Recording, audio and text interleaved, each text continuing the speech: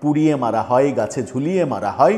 অথচ সত্যি সত্যিই যারা ধর্ম অবমাননা করেন, যারা বলেন রোজার পূজা একই মুদ্রার এপিট ওপিট, যারা বলেন বিড়িতে সুখ টান দিতে দিতেও যদি আমার মার্কাতে আপনি ভোট দেন তাহলে আপনার বেহেশত নিশ্চিত হয়ে যেতে পারে, যারা বলেন অমুক প্রার্থীকে আমি ছাড় দিলাম, স্যাক্রিফাইস করলাম, এটা হজরত ইব্রাহিম আলাইহিস সাল্লামের যে ছেলে কোরবানি করা সেই কোরবানির চাইতেও বড় কোরবানি হচ্ছে আমার এটা, তখন এগুলো বাংলাদেশে ধর্ম অবমাননা হয় না। কারণ বাংলাদেশে ধর্মের টেন্ডার যারা নিয়েছে তারা যখন এই কাজগুলো করে তখন ধর্ম অবমাননার উন্মাদনা ছড়ানোর লোক তো আর থাকে না। এতে করেই বোঝা যায় যে ধর্ম অবমাননার যে উন্মাদনা, সেই উন্মাদনা কারা, কোন গোষ্ঠী, কোন স্বার্থে ঘটায় এবং দীপু দাসরা কীভাবে মিথ্যা অজুহাতে এদেশে মারা পড়ে।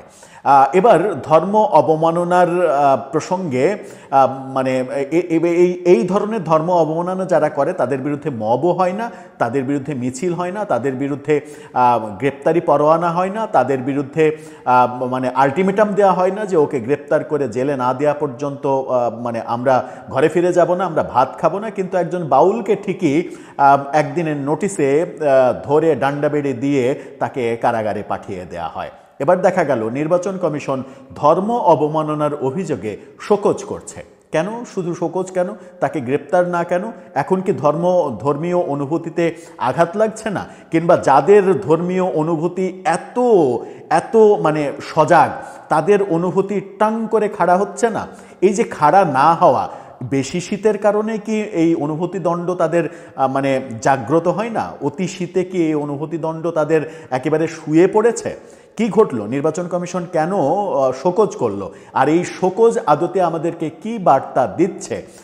92% মুসলমানের দেশে এই ধরনের ধর্ম অবমাননা করতে, বিড়িতে সুখ টান দিতে দিতেও আমার মার্কায় ভোট দিলে আপনি বেহেশতে চলে যাবেন, এই কথা বলার পরেও শুধুমাত্র নির্বাচন কমিশনের শোকজের মাধ্যমেই ব্যাপারটার সুরাহা হয়ে যায় যে দেশে, সেই দেশ নাকি বৈষম্য মুক্ত দেশ হয়েছে, এটাও আমাদের কাছে খুব বেশি অবাক লাগে। কি ঘটলো? নির্বাচন কমিশন কিভাবে শোকজ করলো? কি বলছে নির্বাচন কমিশন? এই দায়সারা বক্তব্যের মাধ্যমে আমরা কি মেসেজ পাচ্ছি? ইব্রাহিম আলাইহিস সাল্লামের কোরবানির চাইতেও বড় কোরবানির খবরটাও আমরা আলোচনা করব এই ভিডিওতে। থাকবেন পলিটিক্স টিভির নিয়মিত আয়োজন। দর্শক, বলছিলাম দীপু দাসদের ধর্ম অবমাননার মিথ্যা দায় মাথায় নিয়ে পুড়ে মরতে হয়। বাউল আবুল সরকারকে মিথ্যা ধর্ম অবমাননার দায় মাথায় নিয়ে কারাগারে পোষতে হয়। আর যারা বলেন বিড়িতে সুখ টান দিলে বেহেশতে চলে যাবেন, তাদের শুধুমাত্র একটা শোকজ লেটার ধরিয়ে দেয়া হয়। গণমাধ্যম দেশ টিভির শিরোনামটা দেখে নিন। সেখানে বলা হচ্ছে ধর্ম ব্যবহার করে ভোট চাওয়ার অভিযোগে জামাত প্রার্থীকে শোকজ, এবং সেখানে বলা হচ্ছে যে সে ধর্ম অবমাননা করেছে। এখানে বলা হচ্ছে যে প্রার্থীর কথা বলা হচ্ছে, এই প্রার্থী কিছুদিন আগ পর্যন্ত তিনি মহাসমরয়ে বলতেন তিনি বিএনপি করেন। হঠাৎ করেই এই শেখ হাসিনা সরকার পতনের পরে হঠাৎ করে তিনি হয়ে গেলেন জামাত, এবং জামাতের তিনি মানে মনোনয়নও পেয়েছেন। সবথেকে বড় কথা হচ্ছে যে জামাত ইসলামকে যদি বাংলাদেশে গ্রহণযোগ্যতা পেতে হয় এবং আগামী নির্বাচনে ভালো রেজাল্ট করতে হয়, তাহলে এই ধরনের কর্মকাণ্ড যারা করছেন তাদের বিরুদ্ধে জামাতকে শক্তভাবে সিদ্ধান্ত নিতে হবে। এদেরকে এমপি বানালে, এদেরকে এমপি বানিয়ে সংসদে নিয়ে গেলে জামাতের রাজনৈতিক যে পরিচয়, সেই রাজনৈতিক পরিচয়টা আরও বেশি প্রশ্নবিদ্ধ হয়ে পড়বে, যে ব্যাপারে আমার মনে হয় যে জামাতেরও সচেতনতা খুব বেশি প্রয়োজন। কি বলা হচ্ছে এই নিউজে? বলা হচ্ছে নির্বাচনী প্রচারণায় ধর্মীয় অনুভূতিতে আঘাত হানা। ধর্মীয় অনুভূতিতে আঘাতের অভিযোগ কিন্তু করা হচ্ছে, ও ধর্মকে ব্যবহার করে ভোট প্রার্থনার অভিযোগে ঝালকাঠি 1 আসনের জামাতের প্রার্থী ফয়জুল হককে কারণ দর্শানোর নোটিশ দিয়েছে নির্বাচন কমিশন। একটা কারণ দর্শানোর নোটিশ, বাকি সব ফয়সালা। তার কারণ দর্শানোর নোটিশটা আপনারা দেখে নিতে পারেন, তার ছবি সহ। আর একবার ছবিটা দেখলেও ভাল লাগে এই লোকটার ছবিটা। শুক্রবার ঝালকাঠি 1 আসনের নির্বাচনে অনুসন্ধান ও বিচারিক কর্মকর্তা যুগ্ম জেলা ও দায়রা জজ রেজওয়ানা আফরিন এই নোটিশ প্রদান করেন। নোটিশে উল্লেখ করা হয় ঝালকাঠি 1 আসনে অনুষ্ঠিত এক নির্বাচনী উঠান বৈঠকে জামাত প্রার্থী ফয়জুল হক ভোটারদের উদ্দেশ্যে এমন বক্তব্য দেন যা নির্বাচনী প্রচারণায় ধর্মীয় অনুভূতিতে আঘাত হানে এবং ধর্মকে ব্যবহার করে ভোট প্রার্থনার শামিল। তিনি ওই বক্তব্যে বলেন, আমার ভাই হয়তো কোনোদিন ইবাদত করার সুযোগ পান নাই, ওই সুখ টান দেওয়া বিড়ির মধ্যেও যদি সে ওই দাঁড়িপাল্লার দাওয়াত দেয় আল্লাহর দ্বারে কবুল হয়ে যায়, এমনও হতে পারে পিছের সব গুনাহ মাফ করে দিয়ে আল্লাহ তাকে ভালো করেও দিতে পারে, অর্থাৎ বেহেশতে চলে যেতে পারে। নোটিশে আরও বলা হয়, কমিটির নিকট প্রাপ্ত নির্ভরযোগ্য তথ্য, সংবাদ প্রতিবেদন এবং সামাজিক যোগাযোগ মাধ্যমের তথ্য উপাত্ত পর্যালোচনায় প্রতীয়মান হয় যে 7 জানুয়ারি বুধবার রাতে, আপনারা সবাই জানেন এই ভিডিও ভাইরাল হয়েছে, নির্বাচন কমিশন তাকে শোকজ করেছে। এবং এই ভদ্রলোক যেটা বলছেন যে আমার বক্তব্যটি মিসলিড করা হয়েছে, তার বক্তব্য নাকি মিসলিড করা হয়েছে, এবং বলছেন যে একজন সংসদ সদস্য প্রার্থী হিসেবে সব শ্রেণী পেশার মানুষের উদ্দেশ্যে কথা বলতে হয়। সমাজে দাড়িওয়ালা মানুষ আছে, দাড়ি ছাড়া মানুষও আছে, বিড়ি বা সিগারেট খান এমন মানুষও আছে। আমি বিশেষ করে দোকানে বসে বিড়ি খাওয়া মানুষদের উদ্দেশ্যে বলেছি, আপনারা বিড়ি টানতে টানতেই দাঁড়িপাল্লায় একটা ভোট চাইবেন। আমি আইনের প্রতি শ্রদ্ধাশীল, তাই সঠিক সময়ে কারণ দর্শানোর নোটিশের জবাব দেব। মানে বিড়ি টানতে টানতেই দাঁড়িপাল্লাই ভোট দেবেন, তাহলে আপনার সমস্ত পেছনের গুনাহ মাফ হয়ে যাবে, আপনি বেহেশতে চলে যাবেন। ব্যাপারটা হচ্ছে তাই। সেটার আবার তিনি জাস্টিফাই করার চেষ্টা করছেন যে তিনি এভাবে বলার চেষ্টা করেছেন, এটাকে নাকি সংবাদপত্র এবং নির্বাচন কমিশন মিসলিড করছে, সেটাও বলছেন। আর সব থেকে বড় কথা হচ্ছে যে ব্যক্তি বলেন যে আপনি বিড়ি টানতে টানতে আমার মার্কাতে ভোট দিলে আপনার পেছনের সব গুনাহ মাফ হয়ে যাবে, আপনি বেহেশতে চলে যাবেন, সেই বক্তব্যের পরেও বাংলাদেশে ধর্ম অবমাননার উন্মাদনা সৃষ্টি হয় না, তার বিরুদ্ধে একটা মিছিল হয় না, কোনো ধরনের কোনো কর্মকাণ্ড হয় না। সরকারের পুলিশকেও আবুল সরকারকে যেমন ধরতে তার গানের আসরে ছুটে যেতে দেখলাম আমরা, সরকারের পুলিশকেও সেই ধরনের কোনো কর্মকাণ্ড করতে আমরা দেখি না। কারণ হচ্ছে যে এই ব্যক্তিরা যাদের পেছনে বড় রাজনৈতিক শক্তি রয়েছে, কিন্তু আবুল সরকারদের কিংবা দীপু দাসদের পেছনে বড় কোনো রাজনৈতিক শক্তি নেই।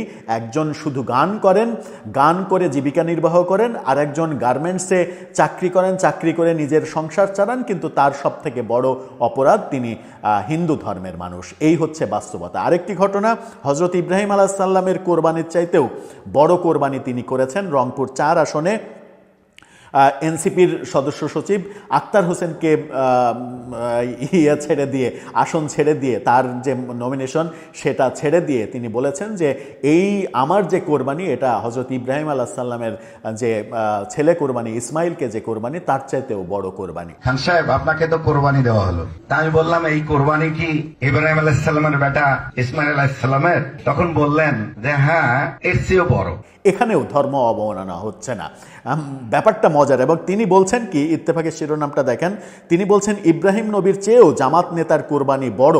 মানে এটা মেনে নেওয়াও তো মুশকিল যে ইব্রাহিম আলাইহিস সালাম তার নিজের সন্তানকে কুরবানি দিতে গেলেন, তার চাইতেও তার আসন ছেড়ে দেওয়া হচ্ছে বড় কোরবানি। এটা বলার পরেও বাংলাদেশে বহাল তবিয়তে থাকা যায়। কি বলছেন, ইব্রাহিম নবীর চেয়েও জামাত নেতার কোরবানি বড় বলা সেই আমির ক্ষমা চাইলেই সব শেষ। কিন্তু দীপু দাসকে কি ক্ষমা চাওয়া, মানে দীপু দাস তো ধর্ম অবমাননা করেইনি। বাংলাদেশে যে ধর্ম অবমাননার অভিযোগগুলো করা হলো, কিছুদিন আগে রংপুরে একটা পুরো পাড়া, হিন্দুদের পাড়া জ্বালিয়ে পুড়িয়ে শেষ করে দেয়া হলো এক কিশোরের ধর্ম অবমাননার অভিযোগে। তাকে কি সুযোগ দেওয়া হয়েছিল সরি বলার কিংবা ক্ষমা চাওয়ার? সুযোগ দেওয়া হয়নি তো। তাকে মব তৈরি করে শুধু পুরো পাড়া সহ জ্বালিয়ে পুড়িয়ে দেয়া হয়েছিল। প্রশাসন তখন নির্বিকার চেয়ে দেখেছে, আর্মি পর্যন্ত যেতে হয়েছে তাদের ঠেকাতে। কি বলছেন তিনি? ব্যক্তিগত ফেসবুক আইডিতে পোস্ট করা বিবৃতিতে জামাত ইসলামের এই নেতা বলেছেন, সম্প্রতি পীরগাছা উপজেলা জামাত ইসলামী আয়োজিত এক মতবিনিময় সভায় বক্তব্য প্রদানকালে আমার একটি উক্তি নিয়ে অনেকেই দৃষ্টি আকর্ষণ করেছেন। উক্ত সভায় বক্তব্য দিতে গিয়ে আমি দলের এক ঊর্ধ্বতন নেতার বক্তব্য উদ্ধৃত করার সময় একটি অনভিপ্রেত ও অসতর্ক শব্দচয়ন ব্যবহার করেছি, যেখানে কোরবানি সম্পর্কিত একটি তুলনা উপস্থাপিত হয়েছে। বিষয়টি আমার স্লিপ অফ টাং, এই যে স্লিপ অফ টাং, এই টেন্ডেন্সি কিন্তু শুরু হয়েছে।